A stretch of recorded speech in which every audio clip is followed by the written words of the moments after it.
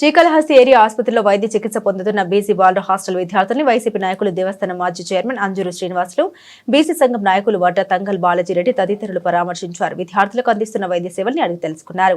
హాస్టల్లో విద్యార్థులకు ఎలాంటి ఫుడ్ ఇచ్చారనే అంశంపై వార్డును ప్రశ్నించారు. దేవస్థానం మాజీ చైర్మన్ అంజూరు శ్రీనివాసులు మాట్లాడుతూ విద్యార్థులు అస్వస్థతకు గురి కావడం బాధాకరమన్నారు. హాస్టల్ వార్డెన్ వ్యవహారం సరిగా లేదని, ఇలాంటి బాధ్యత రహిత వ్యక్తులపై చర్యలు తీసుకోవాలని డిమాండ్ చేశారు.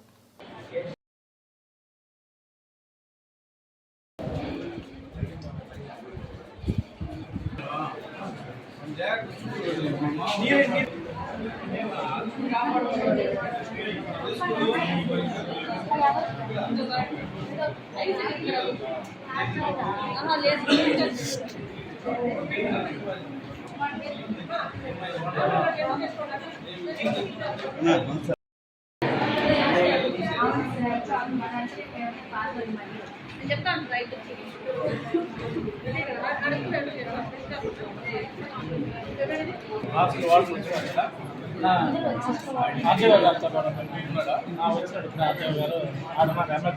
అదే ఓకే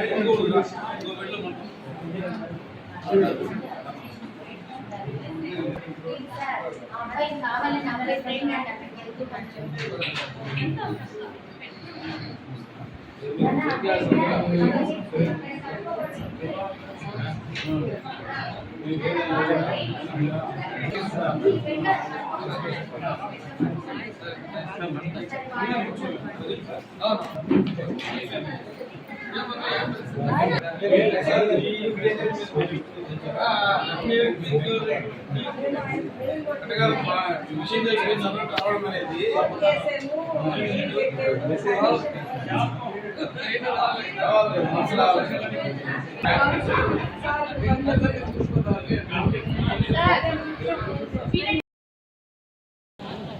శ్రీకాళహస్తి పట్టణంలోని బీసీ హాస్టల్లో పిల్లలు కొంచెం ఫుడ్ పాయిజన్ అయ్యి 16 మంది ఈరోజు హాస్పిటల్లో చేరడం జరిగింది.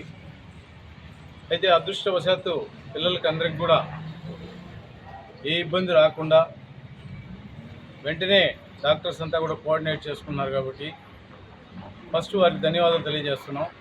అయితే వచ్చిన హాస్టల్ వార్డెన్ ఇర్రెస్పాన్సిబుల్గా మాట్లాడుతున్నాడు. ఇప్పుడు కూడా ఆ విధంగా కాకుండా పిల్లల యొక్క భవిష్యత్తు, పిల్లల యొక్క బాగోగులు చూడాల్సిన డ్యూటీ వార్డెన్ది. ఆ వార్డెనే ఇర్రెస్పాన్సిబుల్గా మాట్లాడడం కరెక్ట్ కాదు.